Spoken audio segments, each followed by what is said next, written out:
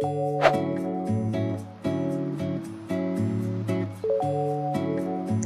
Youth Out is an important moment in the history of the Indonesian nation.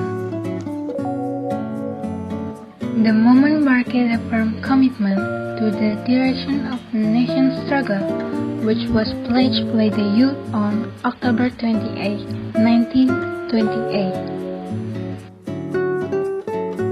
The first pledge to have one homeland, the motherland of Indonesia. The second pledge, declaring one nation, the Indonesian nation. The third pledge, which states to uphold the language of unity, Indonesian. Indonesia is a nation that was sprung from the diversity of ethnic groups, religions, and languages. In general, ethnic groups are ethnic and cultural groups of people that are shaped from generation to generation. Annually gives appreciation to individuals, institutions, and communities who play an active role in the preservation of Indonesian culture through the Cultural Award Program. DKI Jakarta became the province that received the Cultural Award in the category of Cultural Conservationist with 22 awards. Indonesia is the country that has the most variety of languages in the world, after Papua New Guinea. The Research Institute for Linguistic and Language Studies, ETNOLA, states that there are 707 languages used as the first language by the Indonesian population.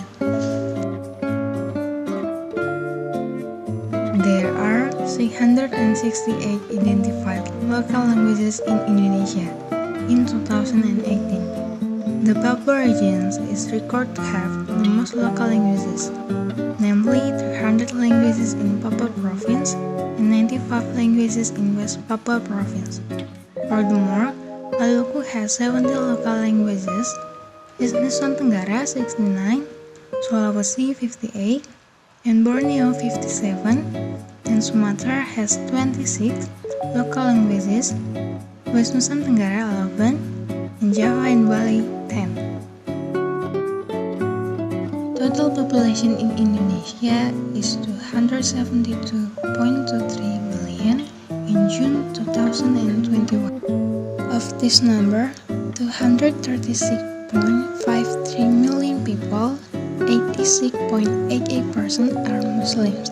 This means that the majority of Indonesian population is Muslim. A total of 20.4 million people, 7.49% are Christians. 8.42 million people, 3.09% are Catholic. Hindus are 4.67 million, 1.71%. Buddhists are 2.04 million people, 0.75%. As many as 73.02 thousand people, 0.03% are Confucian, and 102.51 thousand people, 0.04% adhere to belief.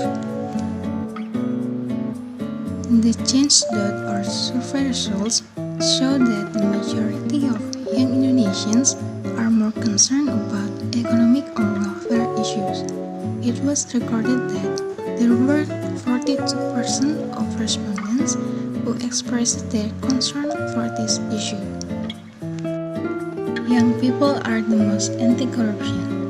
The Central Statistic Agency (PBS) showed that the Anti-Corruption Behavior Index (IPEC) of young people under 40 years is the highest compared to other age groups. The group has an IPEC reaching 3.89 points in 2021. The achievement is up 0.4 point from the previous year.